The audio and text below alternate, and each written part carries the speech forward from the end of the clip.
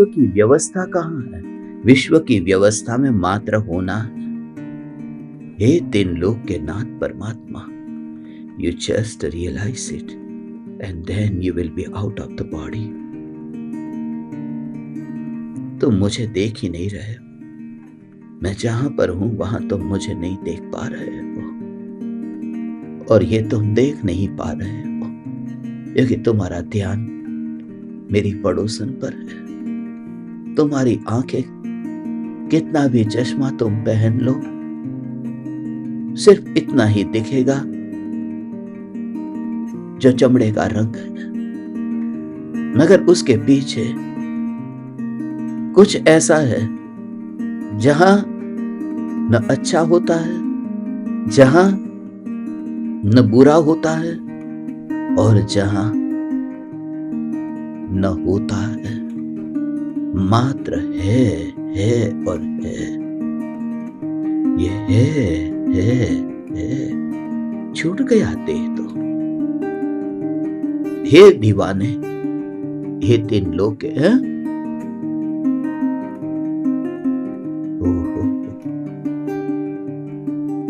देह कोई मुझे बुलाना मत, मैं अपने आत्म स्वरूप में लीन होता हूं। उस स्वरूप को जब परम कृपालु देव देखते हैं तो उस स्वरूप को देखते समय उसमें तो कुछ भी होता हुआ नहीं देखते, इसलिए अनुभूति से आत्मा का हित है। अनुभूति न हो तो आत्मा का अहित है, मगर वो हित और अहित तो परिणामों की बात है। आत्मा का तो न कभी अहित हुआ न कभी हित होगा, है और है। जब परिणामों में अच्छा और बुरा न छोड़ना तो फिर ध्रुव में अच्छा बुरा क्या छोड़ना। जब पर्याय में भी क्या होगा, होगा तो सही, मगर अच्छा होगा और बुरा होगा ये भी नहीं छोड़ना, तो ध्रुव न्यायक कितना अच्छा है। नहीं, ध्रुव न्यायक अच्छा नहीं है, यही मैं, बस खत्म बात। इसलिए ध्यान में भगवान आत्मा अच्छा अच्छा अच्छा ऐसा नहीं होता। अहो भाव का मतलब ये नहीं है कि तुम उछल जाओ। अहो भाव का अर्थ ये नहीं है कि तुम आह्लाद निकले तुम्हारे मुंह से। ये अहो भाव का अर्थ नहीं है। जब अहो भाव प्रकट हुआ तो आत्मा की पर्याय ही अंतर में परिणमित होने लगी। ध्यान ध्यान ध्यान और जानना, मैं ज्ञायक उस पर्याय का परिणमन, मैं ज्ञायक उस रूप में हुआ। बस ये, उसमें तो पेट का पानी कहाँ हिलता है, उसमें कहाँ आवाज निकलती है, उसमें कहाँ शरीर की रचना, शरीर की आकृति, कुछ नहीं होता। जहां ज्ञेयों का आकार न हो, जहां ज्ञान का आकार न हो, जहां तो निराकार अनुभूति है, वहां देह का आकार, वहां देह से निकलता आह्लाद, वहां देह के परमाणुओं की रचना, और वहां देह का लिंग, स्त्री पुरुष। हे दीवाने, हे मेरे माता पिता, हे चैतन्य परमात्मा, तो छोड़ मत। अनुभूति के बिना देह मत छोड़ना। You just realize the eternity. Oh my God, just realize it. मात्र सत्ता सत्ता सत्ता, और परिणाम को परिणाम में परिणमित होता हुआ देख। Just realize. इसलिए मेरा कुछ भी नहीं छूटेगा। तुम जिसे देख रहे हो वह तो छूट जाएगा, तुम जिसे सुन रहे हो वह तो थोड़ी देर में ही घड़े में समा जाएगा, क्योंकि वह उसी का परिणमन है। क्योंकि जीभ राख होकर घड़े में समाएगी। थोड़ी देर पहले बोल रही है, थोड़ी देर पहले तुम देख पा रहे हो, थोड़ी देर पहले तुम जिसे सुन पा रहे हो, मगर जैसे ही वह गिरी और वह लेटी चिता पर कि जल करके घड़े में समाई, और उस घड़े में जब समाई तब तुम्हें पता भी नहीं चलेगा कि वह जो लकड़ी थी, चंदन की लकड़ी थी या बबूल की लकड़ी थी, जो लकड़ी स्मशान में पहुंची थी, थोड़ी देर पहले कोई जंगल में था, कोई बाजार में था, और थोड़ी देर के बाद वो पानी में है। कोई सोच भी नहीं सकता, कोई सोच भी नहीं सकता। थोड़ी देर पहले कोई बस पास पास की बात थी। ऐसा ही ये राज है।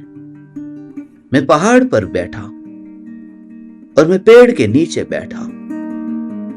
मैं जिस पेड़ के नीचे बैठा हूं, बस ये जो जीभ पेड़ के नीचे बैठ करके ये बोल रही है, क्या क्या ये जीभ कोई सोच सकता है कि जीभ जंगल में, पेड़ जंगल में, मगर वही जंगल का पेड़ कट करके स्मशान तक पहुंच गया।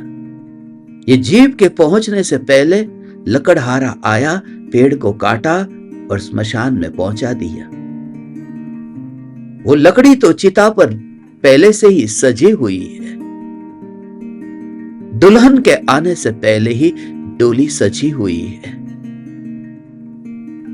सिर्फ बस दुल्हन को बैठने की देरी थी। और वह दुल्हन कौन? जो ये जीभ जाकर के वहां पर उस लकड़ी पर जाकर लेट जाती है,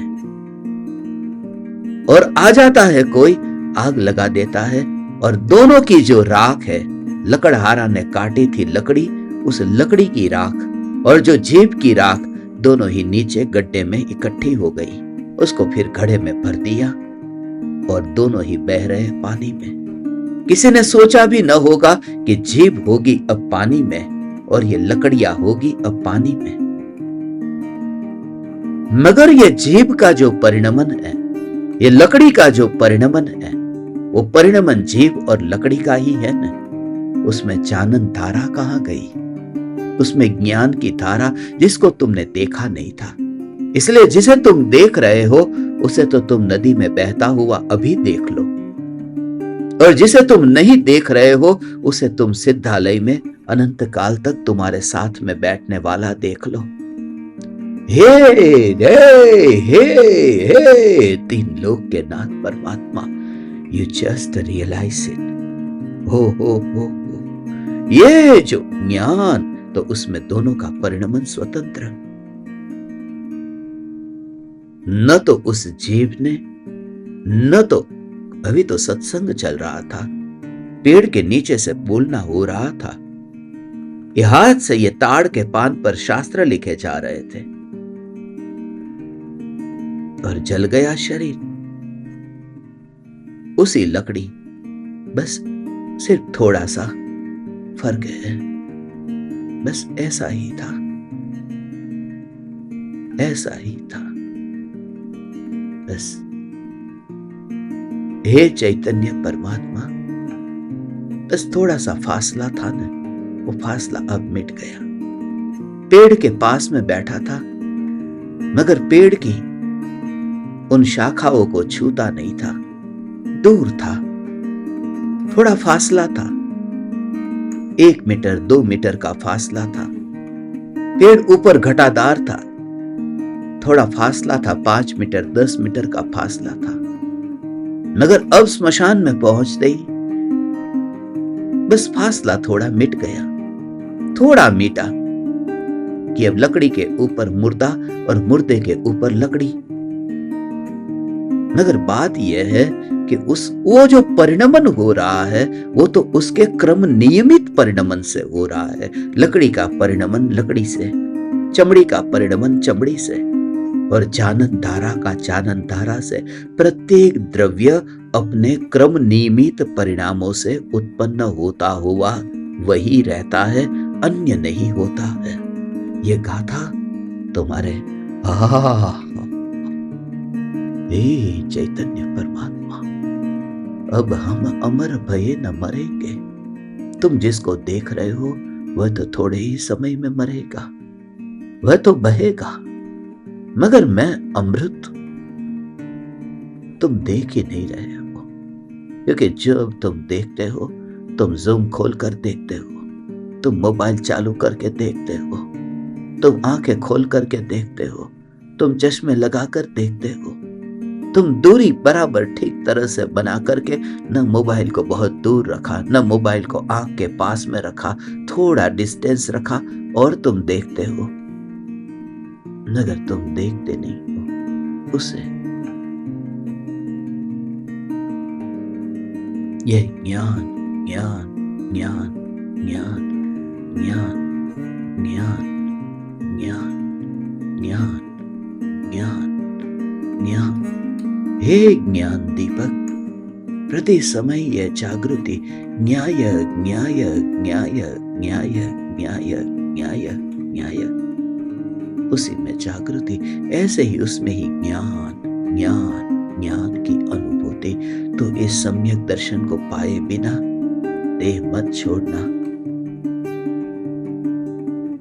सारे जगत को छोड़ने को तैयार हो जा।